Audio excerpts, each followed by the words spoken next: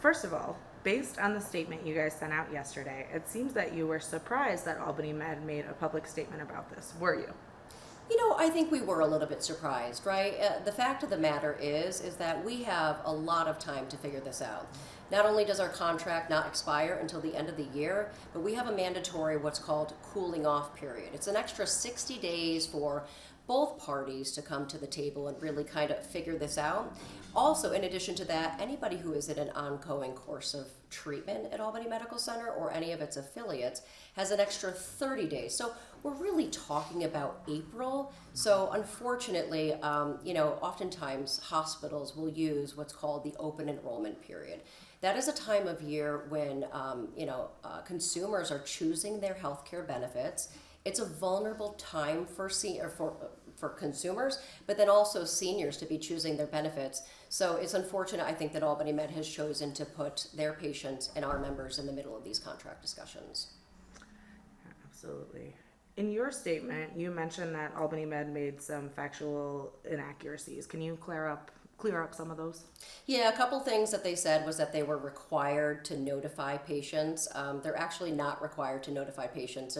It's advised against them notifying patients until the contracts expire. There are also inaccuracies about how much money they say that we owe them. There's a lot of inaccuracies and misinformation all around in that statement. So where do the talks stand right now? Yeah, so both parties are very much talking on a regular basis, and I think that's what really surprised us and really disappointed us. Our leadership teams are meeting frequently, having conversations daily, if not weekly, going back and forth on these negotiations. This is a very, very normal part of the negotiating process. Health insurance companies and hospitals oftentimes have to come to agreements on, what the hospital says that they want, what the health insurance company said that they can afford to pay. So it's a very normal part of the process. Yeah, and it seems like we've seen more and more of that happen, like publicly lately. So I think that's what it's becoming part of the playbook. Mm-hmm. It certainly is becoming part of the playbook. Yeah, it seems very strategic in some situations. So, does CDPHP owe Albany Med $50 million? Yeah, so the truth is that there are oftentimes two sides to any story. And the unfortunate piece here is that Albany Med is not being 100% honest with its side of the story. This time last year, you may remember, a lot of people saw it on the news that Albany Medical Center and hospitals throughout upstate New York got this massive $1 billion in new additional funding from the federal government. Unfortunately, those federal funds were not met for health insurance companies like CDPHP, which provide Medicare Advantage private health insurance to seniors here in the capital region. So they got this increase anywhere between 20 and 43% rate increases. And they expected health insurance company like CDPHP to continue to not only pay what we were already paying, but pay that massive increase on top of what we were already paying. If we were to pay what Albany Med is suggesting we do, not only does CDPHP go away, but you're going to see a massive increase in your insurance premiums and a massive reduction in your benefits. It is our job as a health insurance company to be a good steward of your premium dollars. We know that 40 cents of every dollar that you pay for health insurance is going directly to the hospitals. So that's whether or not you're using the hospital or not. I can't tell you the last time I stepped foot inside of a hospital. Knock on wood, that's good news. However, every consumer is paying 40 cents on every dollar to the hospital systems right now. And unfortunately, as the hospitals continue to get bigger and bigger, this problem of hospital consolidation is leading to exorbitant rates. We know studies have shown that when hospitals consolidate, as Albany Med has done, they now own Columbia Memorial, Saratoga Hospital, and Glens Falls Hospital. And we have seen those corresponding price increases because, quite frankly, they use their larger-than-life negotiating power to extract exorbitant rates out of small, regional, not-for-profit health insurance companies like CDPHP. We budget for slim, 0 to 1% margins. If you look on, some of the public-facing websites, you can see that Albany Medical Center is actually doing quite well financially. CDPHP over the last few years has really struggled to come back to financial solvency post-pandemic. We're a strong, lean, efficient organization, but our job is really to protect you, the consumers, to ensure that you have high quality, affordable healthcare coverage. And that's exactly what we're doing, is we're holding the line with Albany Medical Center. I think I answered maybe 15 questions there. You are doing amazing. I love it. I love interviewing former news people because you know exactly what to do. How does making these talks public now affect these negotiations? Yeah, and again, that's the unfortunate piece of this. It's putting their patients and our members in the middle. You have a healthcare organization that says that they stand for taking care of patients and the community at large. And while we know that that is very much part of the Albany Medical Center mission, putting patients in the middle of these contract discussions is completely inappropriate. We have many months to figure this out, and these conversations really need to be happening behind closed doors, in the boardroom, and not out in the public. They're doing this in the public eye because it's a negotiating, it is a bullying tactic, and they're really hoping to kind of prey on the emotions of consumers to get them all riled up, and it's very unfortunate. Yeah, I was going to ask, do you think it's a negotiating tactic? So that was perfect. So 2 more questions and we'll wrap it up. Have the two sides spoken yet since these dueling statements have been released? Oh, yeah. So our leadership teams, again, are in constant conversations. The conversations are actually quite cordial. It's not what you see in the public eye is not what's happening between our 2 CEOs and our board. So we are in constant conversations. And the one thing that I want to emphasize is that CDPHP really values Albany Medical Center as a community partner. This community needs Albany Medical Center. This community also needs CDPHP.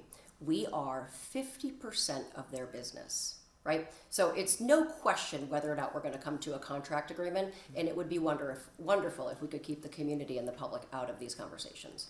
Yeah, definitely. Keep the mass hysteria down a little. Yeah. So, last one, I'll kind of put it together. If in a world Albany Med were to stop accepting your insurance, what will that look like for the company and also for your consumers? Yeah. First of all, I'll say we fully intend on reaching an agreement. As I mentioned before, we need Albany Medical Center. Albany Medical Center needs CDPHP. We're 50% of their business. So we do expect to reach an agreement. But again, when that contract, if it does get to expire come January 1st, we have that 2-month cooling off period where members can continue to receive treatment at Albany Med and all of its affiliates. And then anybody in an ongoing course of treatment really has until April 1st, but we do not think it's going to get to that point. So first of all, why don't you tell me a little bit about what is, from your perspective, the current situation with Albany Med and CDPHP? Absolutely. A month ago, we filed legal and regulatory proceedings against CDPHP. The reason is because through 2024, after having cared for members of CDPHP and their insurance product, CDPHP is withholding money from Albany Med. And as we've talked about publicly, that number is approaching $40 million for the year. Obviously, that's money that we need in order to reinvest in our workforce and obviously the services we provide here. And that legal and regulatory proceedings are still active as of today. Just to clarify, the press release said 50 million. So is the number 40 million or 50 million? 50 million is the number that when we first put it out, we thought it could approach. Okay. There's been some slowing down of the withholds, but it's still going to be probably close to $40 million this year. Okay. And it could ultimately reach as high as 50 as well. Gotcha. So I did talk to CDPHP as well, and they had mentioned that there was about $1 billion in federal government funding that had been disseminated last year, that you guys had gotten a good portion of that, and it led to increases in the rates of 20 to 40%. And that's kind of where this money was coming from, because basically you were then asking them to pay an increase on top of what they were already paying. So does that sound right? Can you explain kind of where this money comes from? Obviously, when it comes to how monies flow into insurance companies, how it gets distributed to those that provide care, that's complicated. Let me see if I can explain it in a way that makes sense. First of all, we have a contract with CDPHP. Right. The contract has an expectation that they will pay us certain rates for care of their members in both the inpatient and the outpatient setting. And there's no question right now, we believe that they are in breach of that contract. They do collect premiums from their members. They do receive money from the federal government, and that all should be factored into how they pay hospitals in the contracts that they sign. What they are referring to is the Medicare Wage Index. Yes. The Medicare Wage Index is set by the federal government at the Centers for Medicare Services. It's a national number, and it determines how much money either the federal government or commercial insurers pay entities like hospitals for care of individuals who either have Medicare or Medicare Advantage, as an example. And that factors into the contracts that insurers and hospitals enter into. There was an adjustment this year that this area of upstate New York benefited from, as did many other places in the country. As a result of that adjustment, that does increase the amount that insurers are expected to pay, because quite frankly, that adjustment is done because the cost of care in the area has gone up. To take it back a step further, we now know that in upstate New York, what we have to pay to provide care because of labor costs has gone up. And that is the reason why the federal government made the adjustment to the Medicare Wage Index. It's based on the wages that we're paying regionally. So that went up, and therefore the Medicare Wage Index went up. Insurance companies obviously need to have money available so those numbers, as they go up or down, they can still meet their contractual obligations. All other insurance companies that pay us have continued to pay us, included at that new rate. CDPHP is the only one that's not been able to. So you guys have been in negotiations for a while over this, right? We certainly have been talking to them for the better part of this year about this issue, yes. And what led to you guys making this all public yesterday with your statement? Well, we certainly talked about it a month ago as well. This isn't the first time we spoke about this publicly. Obviously, at this point, we have an obligation to let members in the community know that there's a chance that in 2025, CDPHP will be an out-of-network insurance company for the Albany Med Health system. That's certainly something that we take very seriously so people can make informed decisions. Now, obviously, there's time between now and the end of the year, and this issue could be resolved. But because now we're in the middle of November, and we are in the open enrollment period, we certainly have an obligation, I'd say a duty, to let the public know that this is not resolved yet and they may be out of network. Were these discussions supposed to remain confidential? Because CDPHP implied that they were. CDPHP has an obligation to also inform the public. In fact, they sent out an email today where they informed the public about these ongoing situations between us and them. So certainly I think there's absolutely no issue with us going out public talking about this. I think just the opposite. If we hadn't talked about it, I think that would be shirking our responsibility to inform the public about the challenges and the fact that CDPHP may be out of network in 2025. Yeah. There is a bit of a grace period too after the new year, correct? Where you guys can still, there's still 60 days or so where you guys can continue to try and work out some kind of a last-ditch effort. Correct. It's called a cooling off period. That's it. And that period occurs for 60 days once a contract and a hospital, they're out of network. And that's happened before. That's happened before in this area, in fact. And what that is intended to do is, obviously if we reach January 1st and there's an issue, it gives those two entities about 2 months to work it out. And really that's meant to protect the consumer. So there's no interruption in care. If they had seen a surgeon, if they were scheduled for an elective procedure in January, they can know that they can still get that procedure, and obviously all of that will continue. And obviously the hope is that if the situation doesn't get resolved between now and the end of the year, maybe in that cooling off period, it can be resolved then. Obviously you want to reach some sort of an agreement with CDPHP, right? Because, about half or so, I believe, of your people who come to the hospital are insured by CDPHP, and that would be a huge loss for you guys to not be able to accept that insurance, right? There's no question we would like to get this resolved. What I think your viewers need to understand is that right now today, Albany Med and the Albany Med Health system plays an indispensable role in the region. There are services we provide that are provided nowhere else. I'll just name some: Children's Hospital, trauma care, high-end neurosurgical care, maternal fetal medicine, pediatric oncology. Many of those things that are offered here, if they're not offered here, members from CDPHP would have to travel to New York City, Philadelphia, or Boston to get. We need to be sure that CDPHP pays us for the cost of care. We need to be sure that we have the ability to provide that care, and that requires them to pay us at our contracted rates, both in 2024 and 2025. So to answer your question, of course, we prefer this to be resolved amicably, but we also want to be sure that when we do so in a way so that we can continue to be reimbursed, so we can provide those services that we and we alone provide. Have you guys talked to CDPHP today, like since these new statements have come out? So Brian O'Grady is the CEO of CDPHP. I spoke to him yesterday. I suspect we'll probably either communicate via email, text, or call today. We are in constant communication with them, as are individuals at our contracting level, at our finance level. There's a meeting set up next week where we'll pick up these conversations. So yes, we are in constant dialogue, and my expectation of myself and my team is that we'll continue to work on this, obviously now until hopefully we can get it done. Yeah. One last thing. I mean, CDPHP in their statement, and when we interviewed them, they said that this was a bullying tactic. The words that they use is that Albany Med is hoping to prey at on the emotions of the consumers, that especially because we're in that open enrollment period, that this is a vulnerable time for people. Right. What do you say in response to that? I think it's disingenuous to refer to Albany Med as being a bully. Albany Med is a provider. We provide access and care to people who, quite frankly, can get it nowhere else. We're looking to protect the consumer. We're the ones who receive all patients in the door. They come through our emergency department. We don't check their insurance. We take transfers from hospitals in 25 different counties. We're a safety net provider. We provide critical accesses that nobody else does. So I think to characterize us as a bully is not fair.